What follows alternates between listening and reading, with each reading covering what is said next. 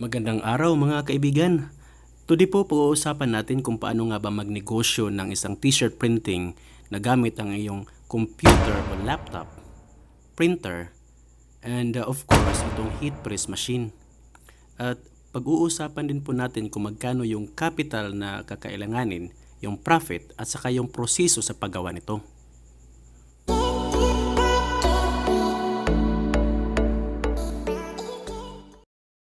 Okay guys, so today po we're going to discuss itong t-shirt printing business gamit itong heat press machine. But before that, we're going to discuss first how much money needed or how much capital needed and what kinds of equipments do we need to have in able for us to start this business. First, we need to have a computer or laptop. Siguro yung presyo nun around 20 to 25,000 pesos. Depende po sa klase ng computer yung gusto nyong bilhin. At saka yung printer na nagkakahalaga ng mga around 5,000 to 8,000 siguro. Depende din po sa brand at saka sa klase ng printer na gusto nyong bilhin. At itong heat press machine naman ay nagkakahalaga ng 11,000 to 12,000. Depende rin po sa brand kasi may Kuyi na brand, meron ding Sapphire na brand. And of course, dapat may stock ka ng t-shirt. Siguro mga 2,000 pesos, pwede na yun as initial capital mo sa t-shirt kasi nasa mga 70 to 80 pesos each lang naman yung presyo nun eh. Yun yung bilihan namin dun sa supplier namin ng t-shirt. So sa 80 pesos each, and then may initial capital ka na 2,000 pesos. So may mga 25 pieces na t-shirt initial stock ka na nun. So pwede na. Now, yung sublimation transfer paper naman nagkakahalaga ng 170 pesos per pack. So isang pack may laman siyang 100 pieces or 100 piraso. So basically yung capital mo per piece is only 1 peso and 70 cents. So yung total capital na kailangan natin upang makapagsimula tayo ng ganitong negosyo, nasa mga around 38,000 to 47,000 pesos. Yan po yung kailangan natin na upang magkapagsimula tayo sa ganitong klaseng negosyo.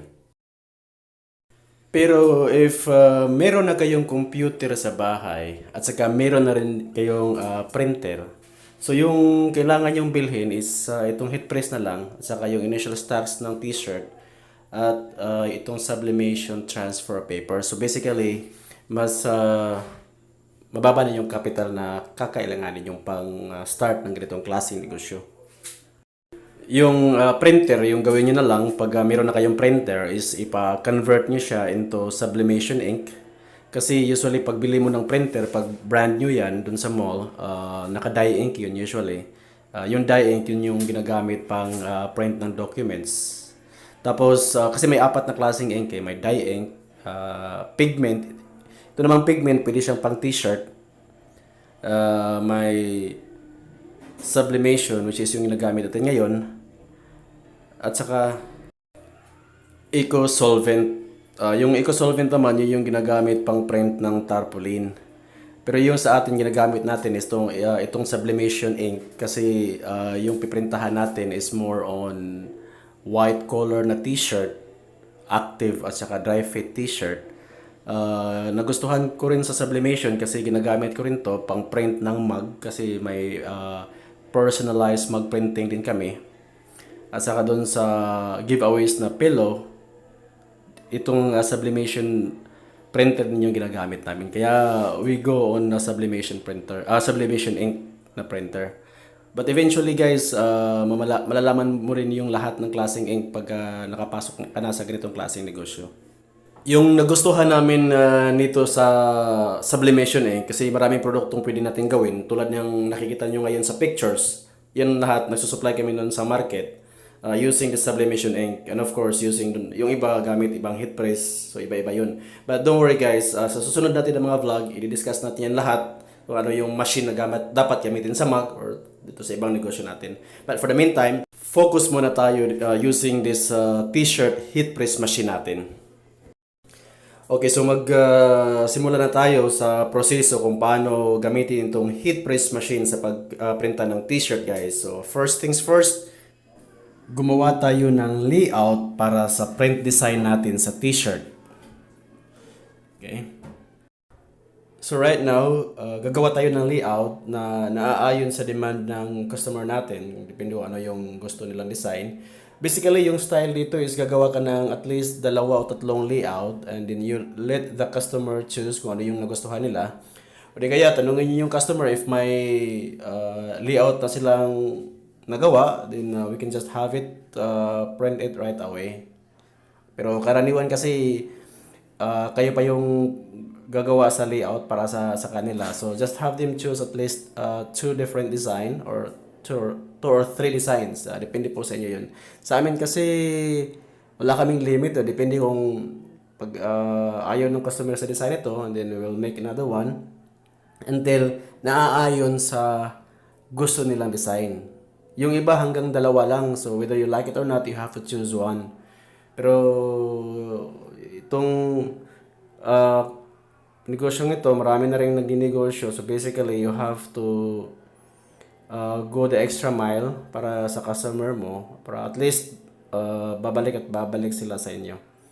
So, tatapusin lang muna natin tong design na to. Pagkatapos nito, i-print natin dun sa sublimation ink printer natin, and then dun sa heat press. Pagkatapos nun, wala na, yun na. Dali lang siya. And by the way guys, nakalimutan ko, yun palang pagpa-convert ko ng printer ko from dye ink to sublimation ink, yung bayad ko nun is only 700 pesos. Pero of course, hindi pa kasama dun ang ink. Yung ink is only 1,000 plus yung 700 pesos na pag-convert ko. So yung nababayaran namin doon is only 1,700 po. Kasi yung ink ng sublimation is 250 per bottle. At 4 na ink yung binili namin. So a total of 1,000. Medyo may kamahalan nga siya ng konti. It's 250 per bottle po yung ink niya. Pero sulit naman kasi marami ka ring magagawang negosyo doon.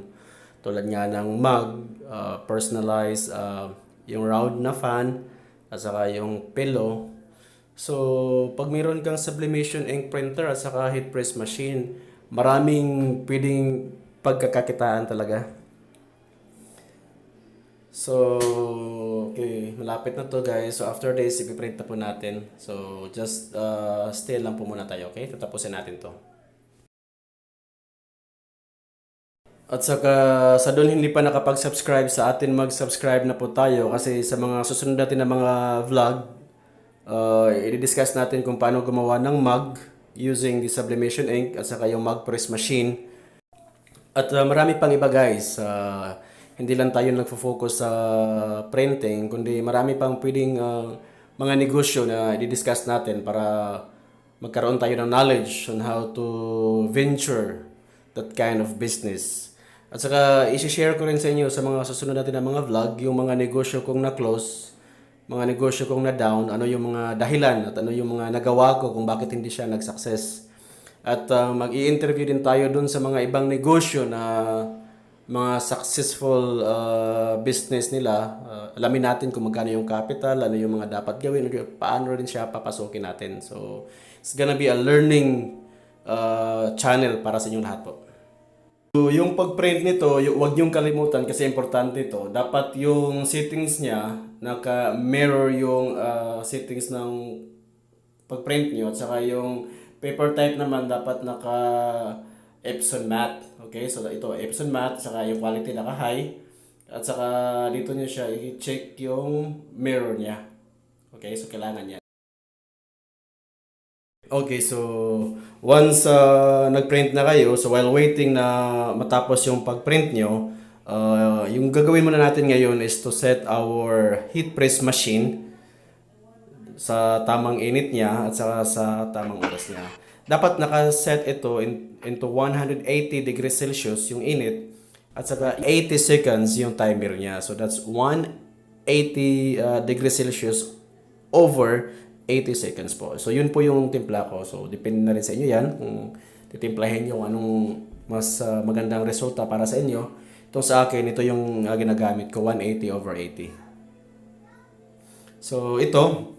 Tapos na yung papel natin. So, i-cut natin to because yung gagawin natin is back-to-back na design. And then after nito makat, sala na natin sa heat press machine natin. Okay? Okay guys, so ito yung dahilan kung bakit naka-mirror yung settings natin sa pagprinta ng papel. Kasi yan, di ba, naka ano siya, yung kung saan natin piniprinta yung design sa papel, yun yung ilalapat natin dito sa t-shirt. Kaya dapat naka-mirror yung settings natin. So, huwag natin yung kalimutan. So guys, ready na tong heat press machine natin. Yung init niya umabot na sa 180 degrees Celsius at saka yung timer okay na sa 80 seconds. So gagawin natin ngayon is magprint na tayo using this dry fit na t-shirt fabric natin. Yung unang gagawin mo before kayo mag full printing, dapat naka preheat muna siya na 5 seconds. And then after preheat, doon natin ilalagay yung papel para sa printing na natin. Okay, so madali lang po to guys. It's only 80 seconds and then tapos na. Okay, so just make sure lang naka-center yung design nyo. Yung ginagawa ko, yung distance ng design ko dun sa neckline, mga 4 fingers, yun yung ginagawa ko eh. So once okay na siya, naka-center na siya, lagyan natin ng Teflon sheet and then yun na. Tumatakbo na yung oras niyan. So let's just wait until it's done. So, hintay lang tayo ng 80 seconds. And then, after that, tapos na. Yun lang. So, while waiting na matapos siya, pag-uusapan muna natin kung paano nga ba siya i-market. Yung ginagawa namin sa marketing is through social media lang through online. Tapos, yun, nag-post kami, gumagawa kami ng page. Marami namang nag-like, marami nag-follow. So, every now and then, may mga inquiries kami. Maraming paraan guys kung paano to i-market. Madali lang actually to i-market eh. So yun guys, tapos na yung printing natin dito sa front. So okay na siya. Okay? So yung susunod naman is i-print natin yung sa back portion ng t-shirt. Kasi yung ginawa kong sample ngayon is back to back. Pwede naman siya sa front lang tapos gamitin nyo yung whole page ng isang papel, malaking design. Pwede rin yun. Depende yun sa demand ng customer nyo. Okay? So again, balik tayo sa marketing.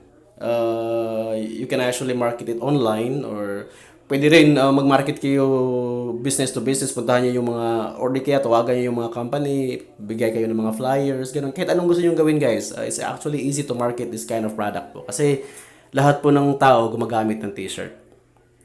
So, yun. So, currently, piniprint natin itong back portion ng t-shirt. Okay, so the same process po yun, dapat preheat ng 5 seconds and then after that, full printing na tayo and then after 80 seconds, ito na siya. Tapos na. Napakagandang resulta guys. Yung iba naman, yung gusto nilang palagay sa t-shirt nila is yung mukha nila. Pag mukha nila or mga photo na design, mas madali po yun kasi nga di ba digital siya, mas vivid, mas klaro. So ideal po to sa mga taong gustong ipalagay yung mukha nila sa t-shirt nila. So, yun. Ito yung heat press machine na gamit natin. Tapos, ito yung resulta niya. Gamit natin ngayon is dry fit. Active at saka dry fit na fabric yung ginagamit sa sublimation. Usually, kung gamit natin is white kasi mas klaro siya sa white eh. Ito yung sublimation transfer paper na ginagamit natin kanina. And, ayun, pag-usapan naman natin kung magkano nga ba yung profit mo sa isang t-shirt. Magkano yung capital mo. Given na meron ka ng mga equipment, so next naman na pag-uusapan natin is yung capital mo per t-shirt at kung magkano yung benta mo sa kanila. Okay? Okay guys, so ito yung kailangan natin gawin para makapagprinta tayo. First, yung sublimation transfer paper natin na 170 pesos per pack. So isang piraso lang yung nagamit natin. So yung capital mo sa papel is only 1 peso and 70 cents. Sa dry fit t-shirt naman is only 80 pesos. Pinaka-maximum na yun. Kasi nga, depende sa size niya. 80 pesos yung sa atin ginagamit ngayon. Tapos yung sa electric consumption naman is only 5 pesos. More or less yun Sa Sabli Ink is only like 3 pesos more or less. So yung total capital per t-shirt natin is only 89 pesos and 70 cents. So kung ibenta mo siya ng 250 pesos each, so may profit ka per t-shirt na 160 pesos, di ba? Not bad. Pero pag maramihan yung order sa iyo, so it's all up to you kung magbigay ka ng discount. Basta ikaw na yung bahala mag-market. It's actually a good business po guys kasi lahat ng tao nasusuot ng t-shirt. So all you need to do is to market your product properly po. Okay? So I guess this is it. Now, yung next vlog natin guys, kung makikita nyo dito, may mug ako. Ito yung personalized mug namin. Ang gamit naman ito is itong mug press machine. The same thing pa rin, yung ginagamit natin dito is yung atin pa ring sublimation ink na printer. So, hindi lang mug yung pwedeng gawin itong mug press machine, kundi pwede rin siya mag-print itong tumbler. So, discuss natin yan sa susunod natin na vlog. So guys, please hit like, subscribe, and notification bell, and comment down below. Thank you so much for watching this video guys. Thank you, and you guys have a wonderful day.